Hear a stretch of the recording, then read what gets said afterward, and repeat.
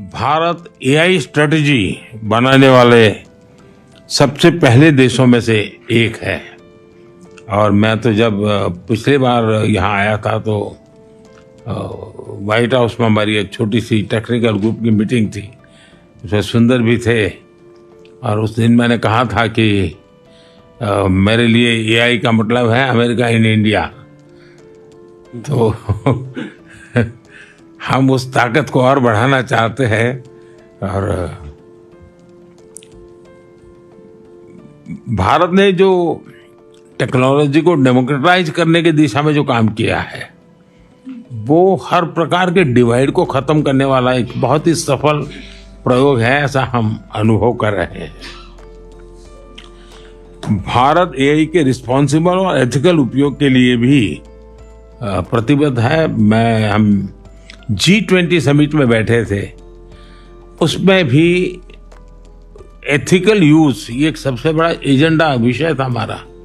और उसमें मैंने एक सुझाव दिया था कि जिस प्रकार से एविएशन किसी एक देश या एक राज्य के नियमों से नहीं चलता है, पूरा aviation sector global rules and regulation चलता है। दुनिया का छोटा देश होगा तो भी उसने अमेरिका के स्टैंडर्ड से ही एविएशन चलाना पड़ेगा। और अमेरिका कितना ही बड़ा देश कहने को अपनी मनमर्जी से नहीं चलेगा, उसको भी छोटे देश की पद्धतियां हैं उसको स्वीकार करना पड़ेगा। जिस प्रकार से एविएशन सेक्टर ग्लोबल गवर्नेंस बन चुका है, वैसा ही डिजिटल हमें ग्लोबल गवर्नेंस का मॉडल ही खड़ा करना पड़ेगा। किसी एक देश का governance rules and regulation digital world के लिए चलने वाला नहीं है। और हमारे सामने मॉडल है, एविएशन सेक्टर एक सक्सेसफुल मॉडल है, सब लोग उसको फॉलो करते हैं। तो मैं G20 में इस विषय को मैंने बहुत आग्रह से रखा है, आगे भी मेरा ये प्रयास है।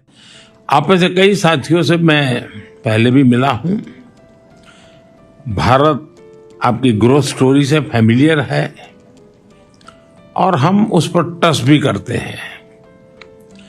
पिछले दशक में Bharat reform, perform and transform इस मंत्र को लेकर के आगे चला है।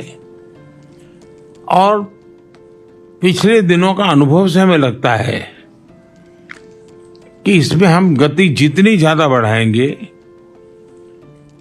उसका फलक जितना ज्यादा हम विकसित करेंगे